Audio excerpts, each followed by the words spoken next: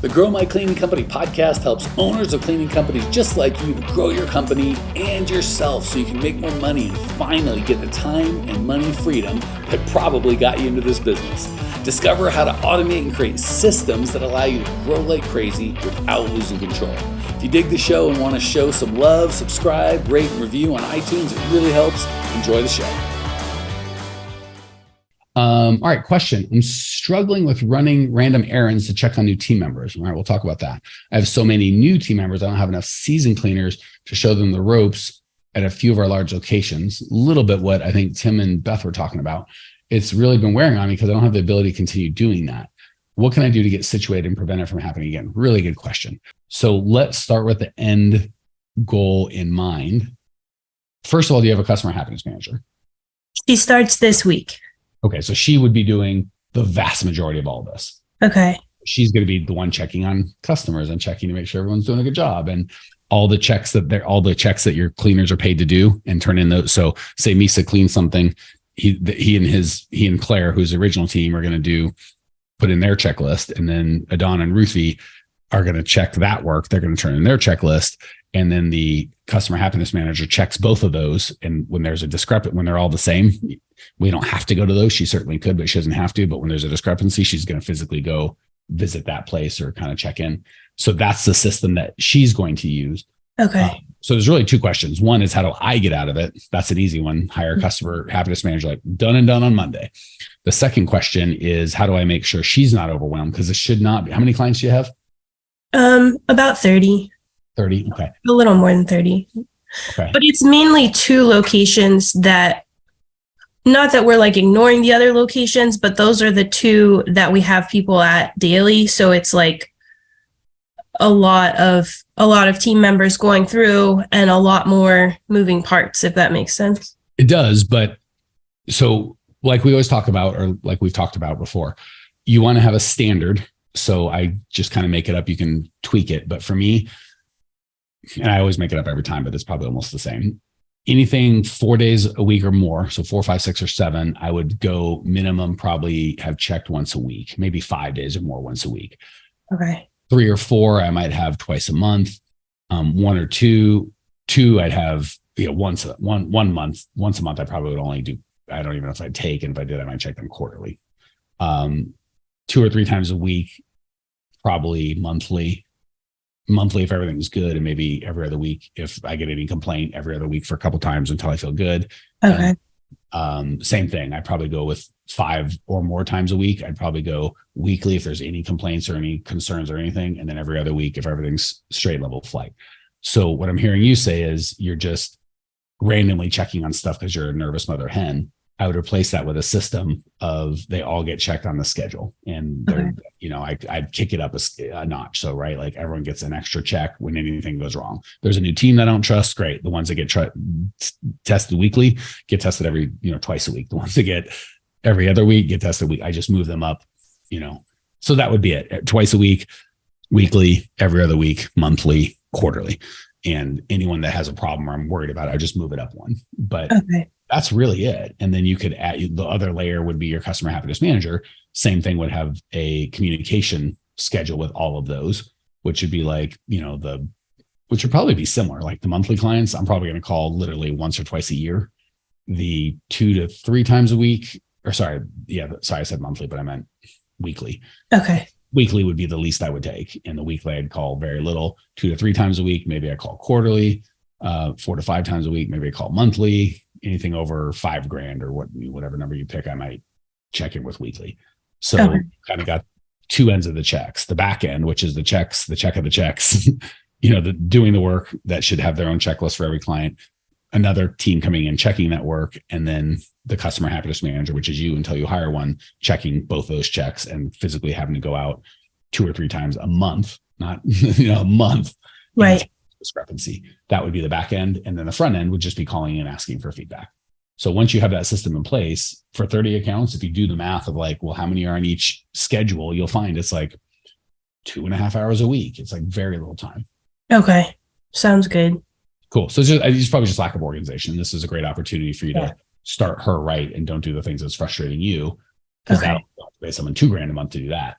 But if you have the system in place and it literally takes them, 1 to 3 hours a week, that's a $500 a month job. Okay. Cool. Does that give you enough confidence? Like, okay, I can actually get control over this? Yeah, I think so. I do. I feel like maybe once I have her started, I'll probably have more questions, or I'll just be happy because somebody's. No, that's the thing. I want you to make sure you're doing it right. Because what I hear, I'm a little concerned, not wildly, concerned, but a little concerned, is it's a bit of a mess with you handling it. Yeah. You're going to try and dump that mess on the new chick, which is not, that rarely works well. Sometimes you get a great new chick who just figures it out, but rarely. What you really want is a pretty well-oiled machine that you just turn over and then anyone can take it. Okay. So I would just be straight with her and go, I've been doing this super lackadaisical without any systems or support, and I'm exhausted. And that's the last thing I want to do for you. So we are going to be very clear on and you can even have the scheduler support her if you want on here's who gets called and checked and whatever on all the times. Like, so that could be the customer happiness manager could do it or the scheduler could do it, but there should be a very clear standard of, did this account get checked this week? What was the check of the check? And then she could kind of give you a report of, here's the accounts that got checked this week. Here's the initial one. Here's the other one. I chose to go see it or not. And just like a quick little summary. And now in 20 minutes a week meeting with her, you're on top of everything. And maybe everything's great. This one client's a little pissed. Would you call them? Or they might be getting pissed. I don't want you to call them when they're furious. And you know what I'm saying? So your whole thing might be 0 to 20 minutes a week of just meeting with that one person. Yeah. Okay. Hey, amazing people, you may have noticed we don't sell a dadgum thing on this podcast. We don't allow ads. The only ask I can ever have of you guys is if you dig the show, for you to spread the word and share so we can change as many lives as possible. Literally, it'll take you 5 seconds to give us a great review, and I can't tell you how much I appreciate you as a listener and value the gift of your kind words. Now, back to the show. So don't turn it over. Don't give her the chaos, because it's help her get it fixed together. Just tell her, I've been doing a shitty job. You deserve better. We're going to get this thing worked out. And the cool thing is, that can go when you're selling. You're like, here's exactly your 4-day week account. Here's when we contact you. Here's when we show up. Obviously, if you feel you need more or less, we're not going to be here. If you're like, don't come, we don't want, don't call me, we're bored, but here's a standard. And most of the time they're going to go, oh my, first they're going to go, well, no one's ever done that for me. Like, they didn't have a plan. Second, they didn't articulate if they did have a plan. And third, yeah, that's great. I love that. And then if there's any problem, you can refer back to the plan and go, oh, sorry, we just missed our thing. And that's really what they want to know when there's a complaint, not like, I'm so furious, you got to fix everything. They're like, I want to know you're on it. And if you tell them what the plan's going to be, and then you execute the plan, one of two things is going to happen if there's a problem. You didn't execute the plan and you've got, God, we made a mistake. We're not perfect, but here's a plan. We're going to get back to it. They feel confident because you're not just like, shit, we'll do better. I'm like, I don't know what that means. You're like, we have a plan. We deviated from the plan. We don't do that very often. We're going to be back and use something to make them nice. And they're confident. Or you didn't deviate from the plan and just some weird thing happened. And they're like, oh, that's no big deal. They've got a plan. This is a 1 in 100. And you understand what I'm saying? It just makes it so much easier for everybody happy. So I would work much more on creating the plan, communicating that plan to the customer happiness manager, the new clients. And when it'll take a bit to get it up to speed. Yeah. 20 hours of headache to get it all set up so all the clients know, the customer happiness manager knows, you've got your system all cranked out. But then super easy. If you ever have to take back the job, it only takes you an hour or two a week. Right. And when you have to sell it out again, super easy, because you're like, oh, I could do this in my sleep. It's such an easy job. Yeah. And I think that's where I'm at, like right now, is like making a spreadsheet that'll say that schedule, like, because this client is twice a week, this client is once a week, this client's, all day, every day, to kind of give her that map so she can literally just go in and put, like, I spoke to them, this was their feedback, this is the action required, like that kind of a thing. It's just something that I haven't done myself. Like, I know how it should be done. I just haven't done it myself, if that kind of makes sense. Girlfriend, you could do that in 10 minutes. So I'd literally copy and paste the customer profitability spreadsheet, because you already have them all lined out. And then there's columns across the top. And I would just delete the columns across the top, and I'd put frequency, frequency to be checked normal, frequency to be checked problem, or, prepared or something. Yeah. Last positive review, date of last positive review, date of last negative review. Okay. And date started. So you kind of know what the churn rate is of everybody. Okay. And when they quit, you copy that spreadsheet and paste it to the lost client spreadsheet. And the only thing you change is you add date quit. And then you'd also have a length stayed. So you'd have the date started, date quit, and then how many months they stayed. Okay. And for the negative and positive reviews, I wouldn't just put last. I would put it, just have a date of each one, like going oldest to newest. So Okay. I have a record of every date that they made a positive or negative comment. You don't have to have a comment in there. That's it. You could literally do that in 5 minutes. Okay. Sounds good. Cool. You feeling a little better? Like, okay, I can do this? Yeah, I think so. I think so. Yeah. Cool. And I want to encourage all the rest of you guys. The reason I was able to give her such good coaching is she had a very good question. So we've been working on this for feels like 2 or 3 weeks, where she's like, I feel a little overwhelmed. I'm like, I don't know what that means. Be specific. And she broke it down into some other things I think we got off your plate and handled pretty well. And then it's just getting smaller and smaller. And she's solving it once and for all. So she's not going to have to go back and solve those other things again. So I think when we started this 2-3 weeks ago, we got it broken down. And one of the things you recognize is I need a customer happiness manager. And now that person's starting Monday, whereas 2 or 3 weeks ago, you were way off. So right. Are you feeling, so A, for you guys, come with a very specific question. Like just, I'm working too much. How do I stop? I'm like, I don't know. What are you doing? Right. If you come to me and go, here are the things I'm doing, here's how long it takes, and here's how I feel about them. I'm either good or bad at it. I like it or don't like it. Then we can get very specific. Are you feeling like you're knocking stuff off, not just for now, Danny, but once and for all? Like I now have a system and this is handled going forward.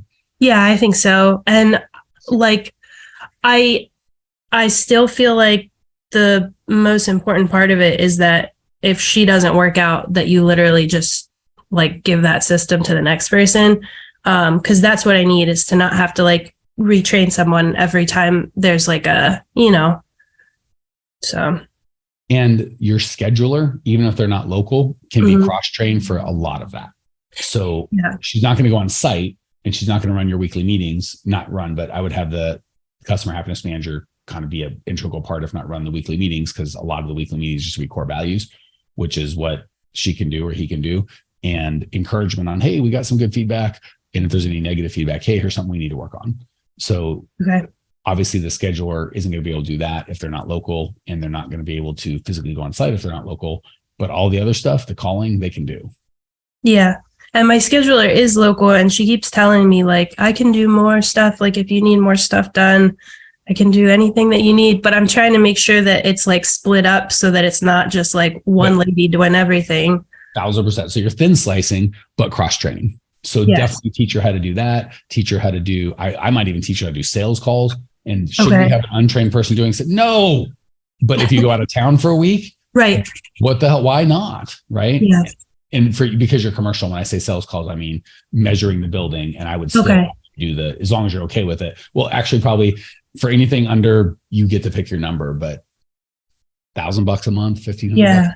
I'd have to do the whole goddamn thing. Like I'm Yeah. So here's a question for you. If like a $30,000 contract came up and I was completely no way I could possibly go, would you? So that's what I'm saying. So there's 2 levels. One is, I'm just going to say $1,500 a month for any of you guys on, this is commercial, residential is different. Any of you commercial people, you pick that number for you. Like I don't need to handle any of these little jobs because I don't want to. Call $1,000 a month, just eat. So anything under 1,000, and obviously the 15-minute call that you can have someone else do is going to get an idea of if it's over under 1,000, right? So you're like, if they would either send it to the little sales guy or the customer happiness manager or your accountant, who would be terrible, or your anyone, whoever's going to, even a cleaner, they can do the little jobs. And then anything over 1,000, I'm going to do, and again, you get to pick that number, 1,000, 2,000, whatever is substantial enough for you to merit your time. I still don't mind someone else doing the measurements and me doing the hard part, the adult conversation part. And the cool thing with that is if I'm in town, I can go down there and it kind of sets you up nicely. Like when you go to the doctor, he doesn't weigh you and get your blood pressure. Like a nurse does that. And then once you see the doctor, it's on. So the positioning of, I don't do any of the measuring. I'm here to have a real conversation about what's going on here, what your pain is. And I'm the professional here to help you solve that. It's great positioning. Even better, when you're out of town, you can still do that call over Zoom. That's true. I forgot about that. Yeah. So that's how I would do it. I would do nothing under $1,000 because I'm lazy, or keep moving that number down till small enough where you're like, okay, I don't need to do those. And then over, I'm just going to do the Zoom call, which I can do from anywhere in the world. Okay. Well, here we are at the end of the podcast, and you made it. Great job. I've got a little bonus for you for sticking through with me. But like I mentioned before, if you got value out of this podcast and you want to show a little love, subscribe, rate, and review on iTunes, Spotify, wherever the heck you're listening to this thing. Share it with a friend. Share the love. And as a special thank you for those of you that stuck with me to the end, how about I give you my personal phone number so we can text? It's a great way for me to get to know you, your business, your goals personally. So shoot me a text now, 602-932-6431, 602-932-6431. I am the only one who responds to these texts, and I will personally respond to everyone I possibly can as long as this number is manned. Don't know how long we're going to keep this at the end of the podcast, so grab it now, 602-932-6431. Give me a text, say hey, can't wait to meet you.